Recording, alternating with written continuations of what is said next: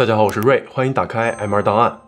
2024年11月6日，美国大选的结果揭晓，特朗普时隔4年重返白宫，宣称会对非法移民和犯罪行为重拳出击。与此同时有些加拿大网友则在 Twitter 上表达了希望川普也能腾出手来关注一下北边的移民问题的希望。其中涉及一些对印度裔移民的负面看法，言辞间颇有点盼着王师北上的意思。近年来加拿大民众对于某些无视公共礼仪的行为越发感到不满，包括但不限于沙滩露天拉野屎、万圣门口给你全薅走。而除了这些毫无公德心的行为呢，近期更是因为印度政府在加拿大涉嫌刺杀一名加拿大公民的事件，使得两国关系紧张。Indiana government. Any involvement of a foreign government in the killing of a Canadian citizen on Canadian soil is an unacceptable violation of our sovereignty. 加拿大总理公开指责印度政府派出特工雇佣杀手，不远万里跑来加拿大刺杀了一个水管工。对的，你没听错，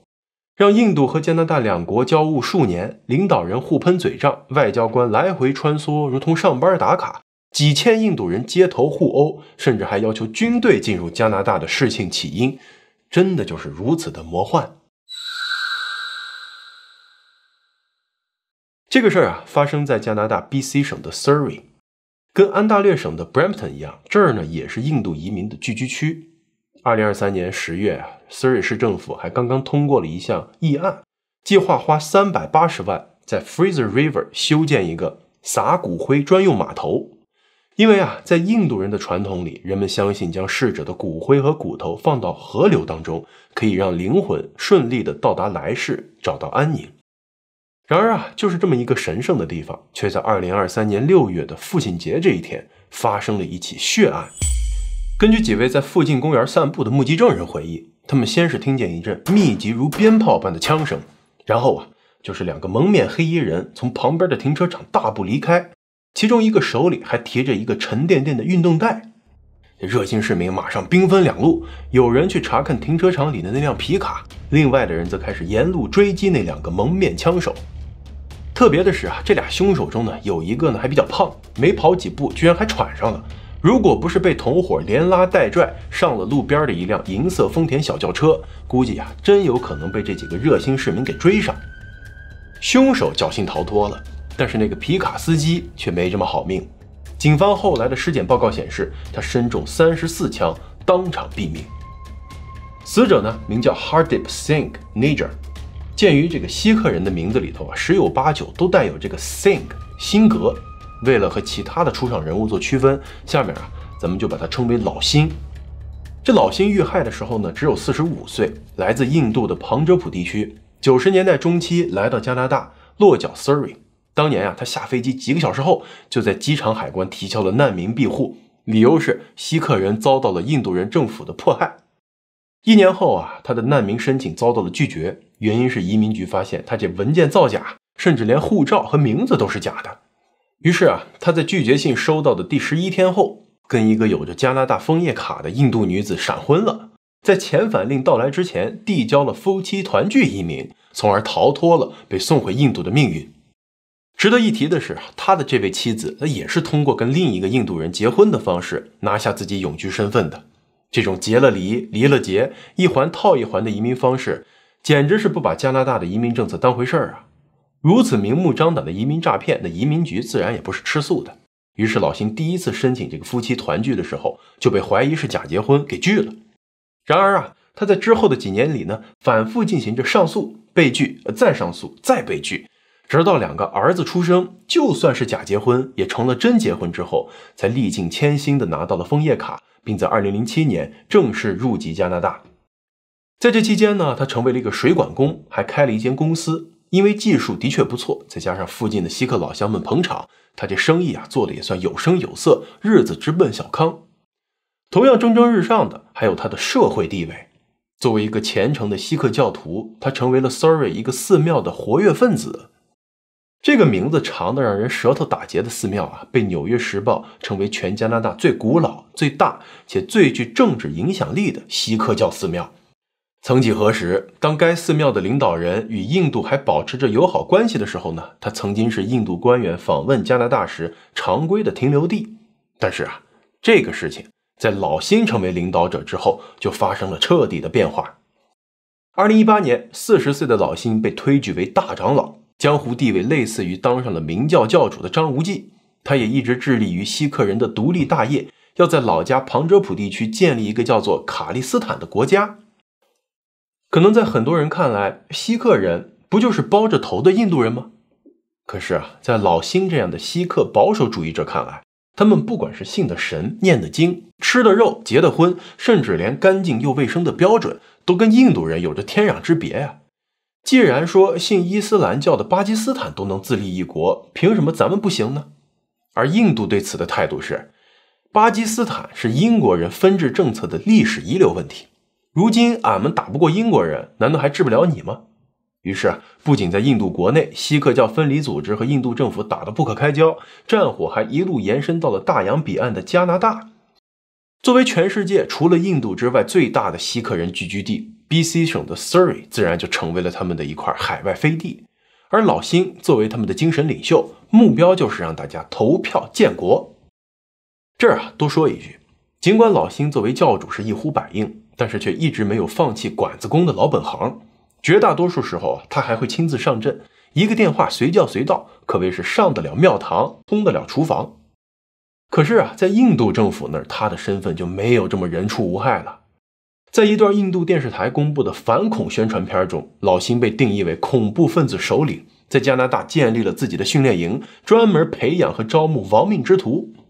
不过在加拿大 CBC 的一档调查节目中，记者通过面容比对发现，宣传片里那个手持冲锋枪各种突突的人，他根本就不是老辛，而是 Surrey 一个靶场的教练。所谓的恐怖分子训练营呢，也就是当地一间 YMCA 健身房。甚至在有些印度网站上放出来的老辛的照片，他其实是加拿大政坛大佬新民主党党魁 Jagmeet Singh。 只能说头巾和大胡子的效果堪比易容术相比之下，超人的眼睛简直弱爆了。老辛遇刺后他的家人第一时间就表示，他肯定是印度政府派人干的，理由就是在案发2小时后呢，连加拿大的媒体都还没反应过来呢，远在地球另一边的印度官媒就以头版头条的方式公开了他的死讯。 News coming in this Monday morning, Khalistani terrorist has been shot dead in Canada. K-Army terrorist Hardeep Nijjar has been killed. 那几个追击凶手的人回忆说，他们尽管戴着口罩，但是还是能看出下面的深色皮肤、眉毛、眼睛，肯定是印度老乡没跑。加拿大情报组织后来也证实，在老辛遇刺2周前，就对他发出过安全警告，让他当心一下印度当局找来的职业杀手，甚至还约好了时间要介绍私人的安保公司为他提供服务。结果还没等保镖到位呢，老辛就被人打死在了自己的皮卡里。这下老辛手下那些教众们炸锅了，纷纷上街游行抗议印度政府跨国杀人的罪行，向加拿大政府施压，要给教主讨个公道。对此政府的回复是，此事正在调查中由皇家骑警搁那查着呢，大家稍安勿躁。这一查呢，就是2个多月，也没查出啥头绪。南边的美国反而先捞到了大鱼，不出意外，骑警的效率又被 FBI 碾压了。具体是怎么一回事呢？根据一份法庭公开文件纽约州警和 FBI 联手破获了一起雇凶杀人未遂案件，而这个案子呢，从头到脚都充斥着浓浓的草台班子味儿。根据被捕的主犯交代他本来是一个正在坐牢的走私犯，因为会讲旁遮普语而被印度政府招安，许诺说只要他能去美国帮忙办点事儿，不仅是剩下的刑期能给你全部抵消，还能拿到一大笔赏钱。一听还有这等好事儿，他没怎么犹豫就答应了。他先是在印度的本土接受了为期2个多月的突击训练，主要就是枪械使用以及让他学会开车。觉得差不多了，在印度国安局的帮助下，他凭借一本假护照和学生签证入境美国，在纽约州的一个小城跟当地的印度黑帮接上了头，对方给他提供了武器和车子。又等了几天，一个胖乎乎的印度特工也前来跟他会合，说是要协助他完成刺杀任务，但是其实更多的是来监工的，怕他卷了钱跑路与此同时监工也为他提供了目标人物的信息。他们要刺杀谁呢？首先啊，就是一个印度裔的律师，在纽约开了一家律师事务所，业余时间是一个锡克分裂活动的积极分子，还很与时俱进的用 Twitter、油管等社交媒体进行宣传，必须除之而后快。而就当两人紧锣密鼓地进行准备活动，万事俱备，只欠东风的时候，却突然接到了上头来的消息：兄弟别开枪，这事儿啊要等等。原来啊，这个时候印度总理莫迪访美，如果你在这档口把那律师给做掉，他对莫迪和拜登都是啪啪打脸，双方都不好看。所以呢，印度方面就下令在访问期间一律不许行动，等总理走了再说。根据那个杀手被捕后的交代啊，他接到的暗杀名单上其实一共有5个人，而且必须要在月底前完成。这个强度简直如同快递小哥的接单和跑单啊！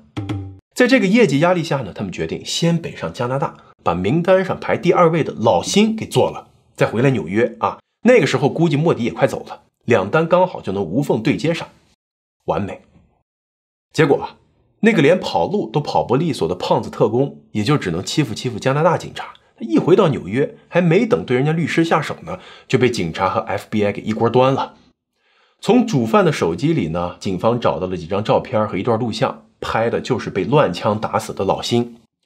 看样子啊，他需要把这些证据发回印度方面，以证实老辛的确已经被他们给做掉了。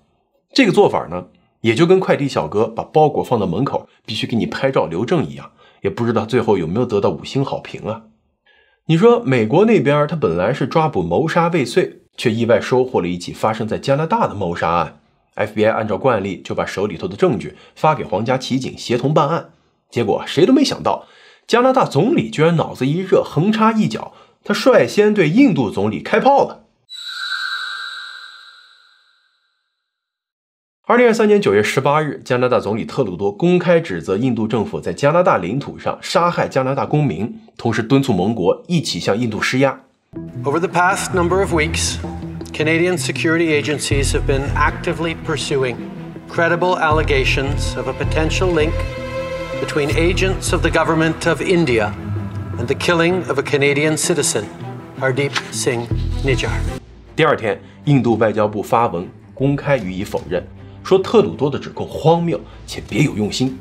并且反过来指责加拿大包庇威胁印度领土和主权完整的极端组织和恐怖分子。印度前驻加拿大大使在 Twitter 上的发言更是火药味十足，说加拿大就是纵容锡克教徒搞独立，这才惹怒了印度。言下之意就是我们不装了，就是俺们干的，你能把我咋地？加拿大这边呢也不甘示弱，一位匿名官员向媒体说，作为情报共享组织五眼联盟的成员，渥太华方面已经动员多国参与了案件相关的情报收集，等调查结束后，这些情报可能会对外公开，意思是来啊，我们可是要爆黑料了啊！为了表明决心，加拿大政府还宣布驱逐了一名印度外交官，说他是印度情报机构在加拿大的总负责人，也涉嫌参与了对老辛的刺杀。而印度方面随即也驱逐了加拿大大使，并且宣布会暂停对加拿大人发放印度签证，两国交恶的速度和力量前所未见。至于为什么特鲁多会突然对印度放炮，很多人都表示无法理解。要知道，老辛其实并不是第一个印度在海外做掉的锡克人首领了。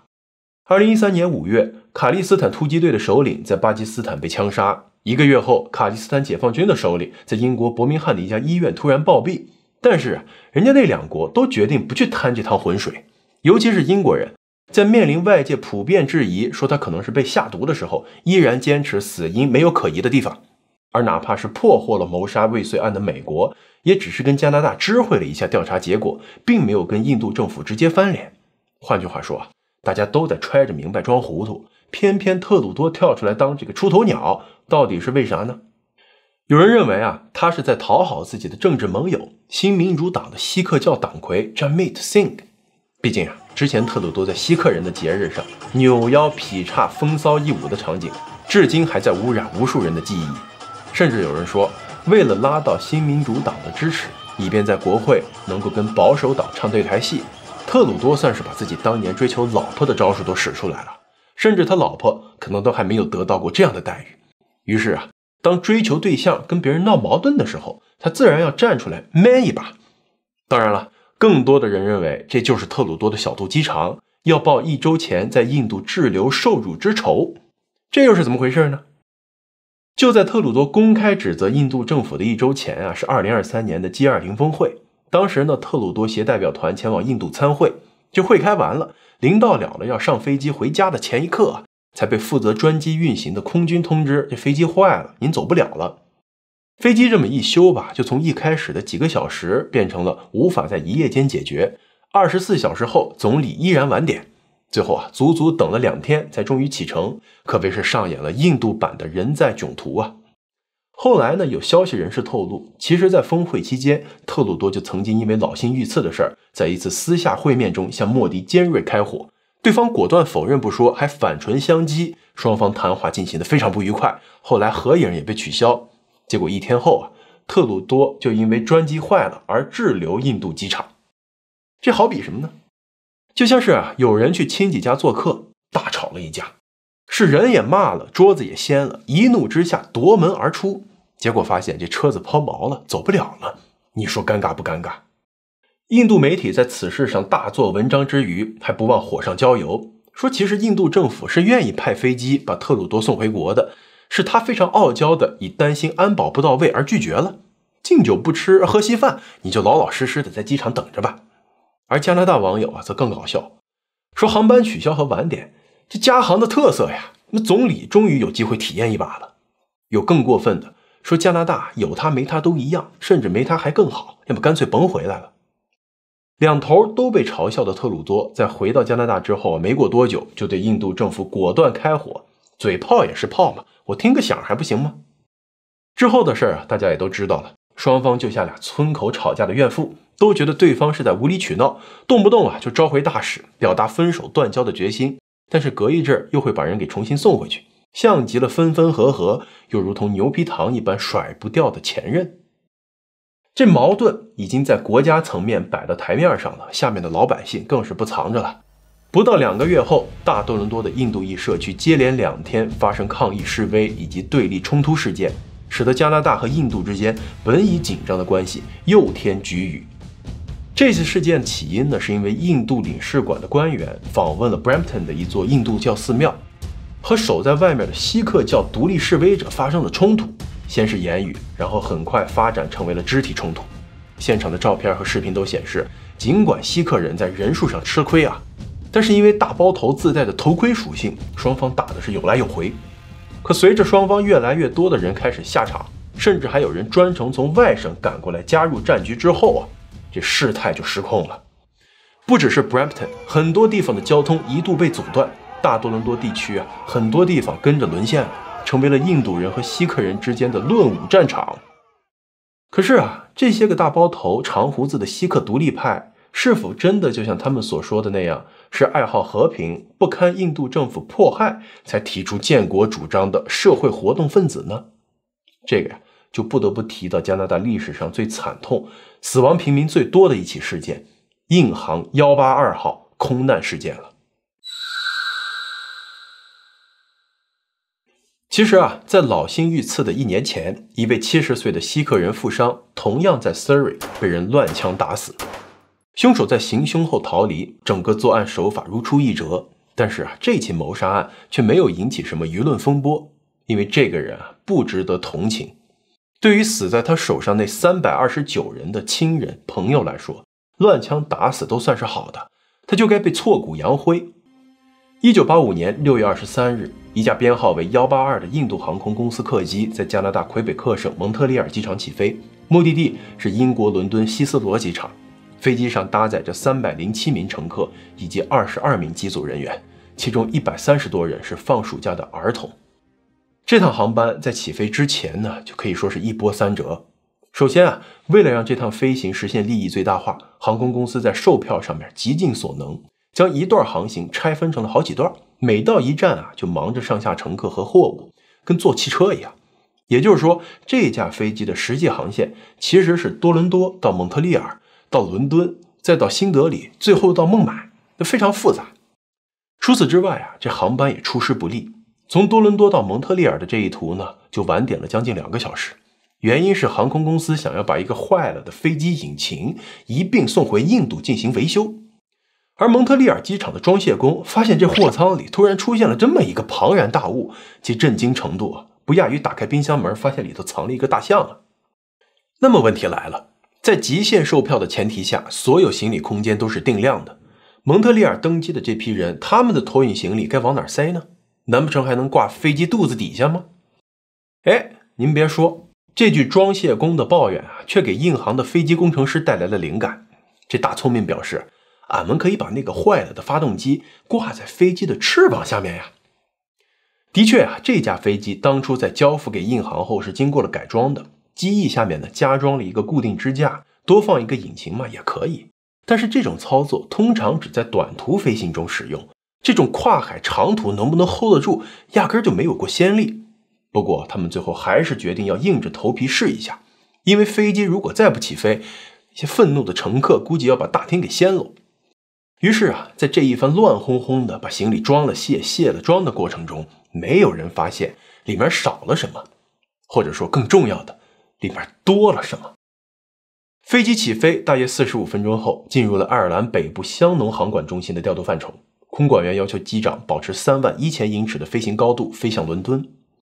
其实这天早上的空管并不忙，雷达上满打满算也就只有3架飞机。非常巧合的是由于之前印航182号航班的晚点，造成这3架飞机在同一时间往同一方向在飞行，只是高度有所不同，所以在雷达的那个2维显示上，这3架飞机的位置几乎是重合的。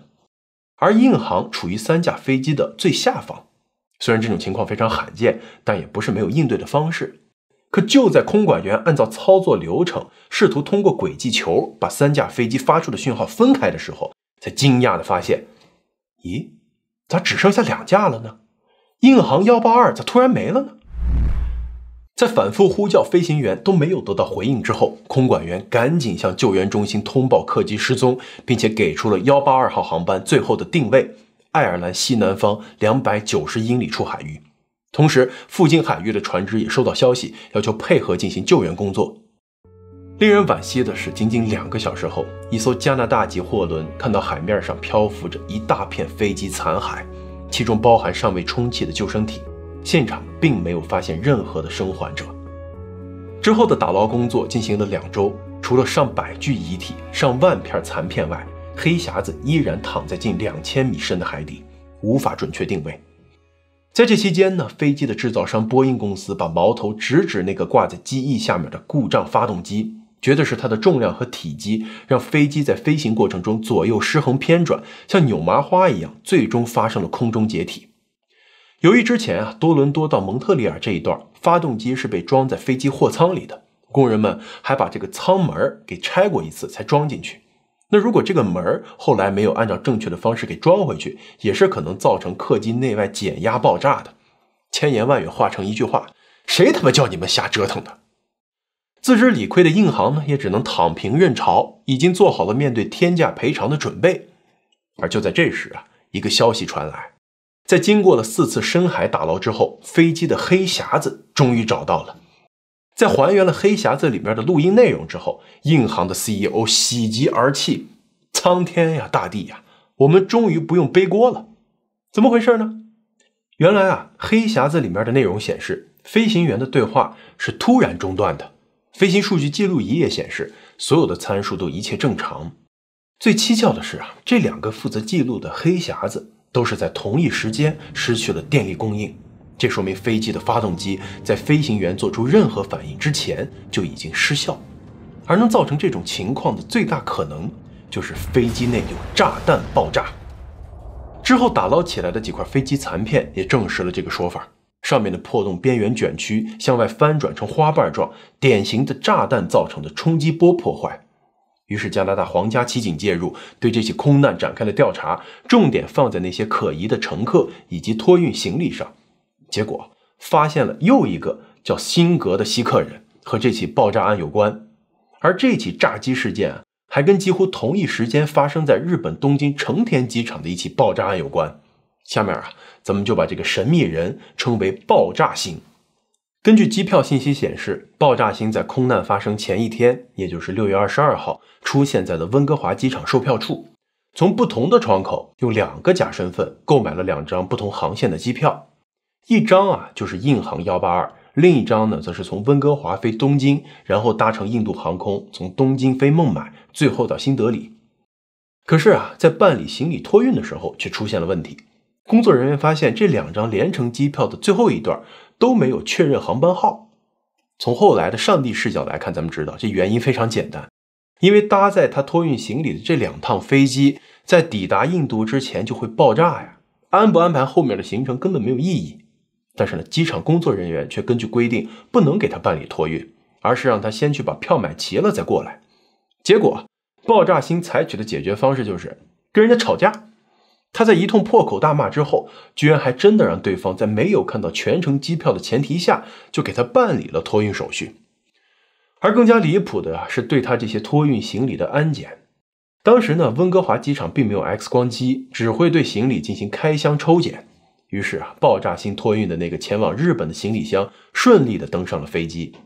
不过在多伦多机场的出境稍微麻烦一点，因为这不光有 X 光机，还有防爆犬，并且要求人和行李不能分离，必须同时过安检。于是爆炸星只能带着他那口暗红色的箱子来到了多伦多，结果却发现 X 光机这天刚好坏了，防爆犬也被调走进行训练。而在工作人员用手持机器进行扫描的时候，的确亮灯了，并且发出了警告声，但是却跟之前他们进行职业培训时发出的声音有点不同。所以这个安检员一时间也拿不准这到底是机器坏了，还是里边真有点什么，迟疑着要不要开箱呢。这个时候爆炸星又展开了他的骂人绝技，以赶不上飞机为名劈头盖脸就是一顿输出，结果还真把对方给唬住了，挥手放行。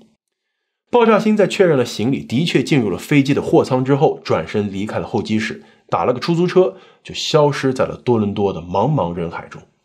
就这样，一个非常不靠谱的炸弹客遇到了一个更加不靠谱的机场安检，印航182航班就这样飞向了一条不归的航线。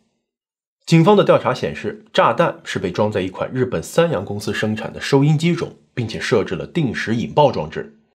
这个计划千算万算，最后差点坏在这个定时装置上。6月23号早上5点40分，那架搭载了炸弹行李的飞机准点降落在东京成田机场。1小时后，正当机场搬运工准备要把托运行李转移到一架印航的飞机上时，突然发生了爆炸，2名工作人员被当场炸死，另外4人受伤。后来发现是因为爆炸星它在定时的时候呢，使用的是加拿大的夏令时，因此这炸弹提前了1个小时引爆了。那架印航从东京飞孟买的飞机就这么侥幸的逃过一劫。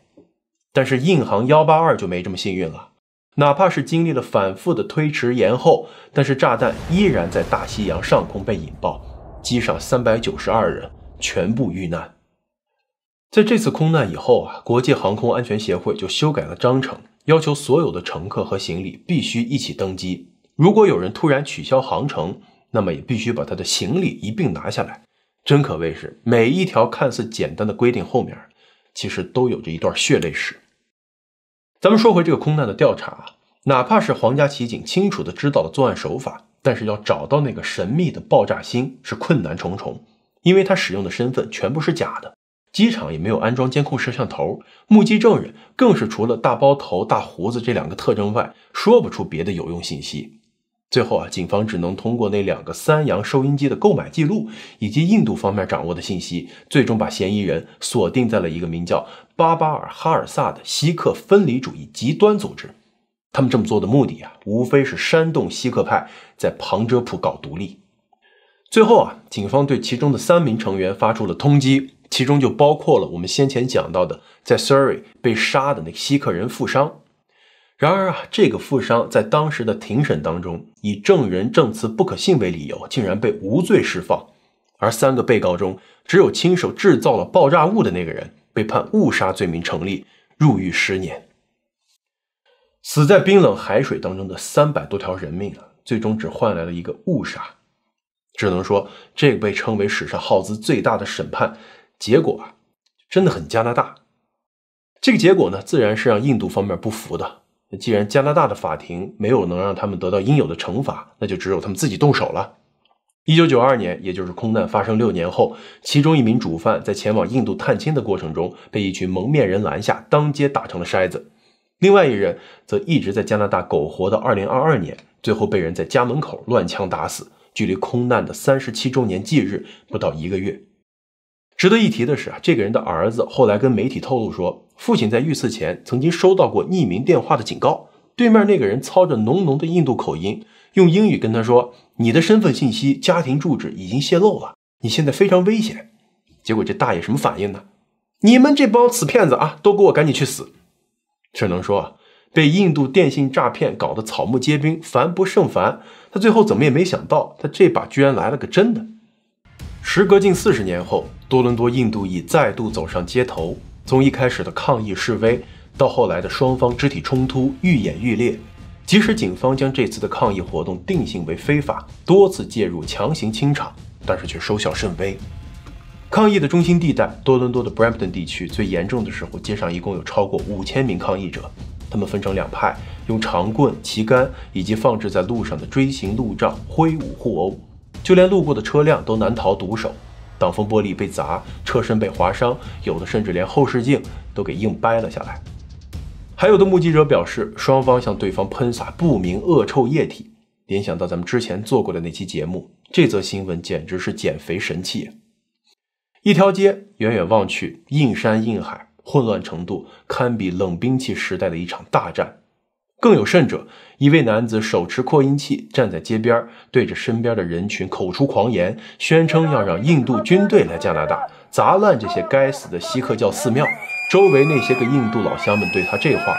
是深信不疑，报以掌声和欢呼。于是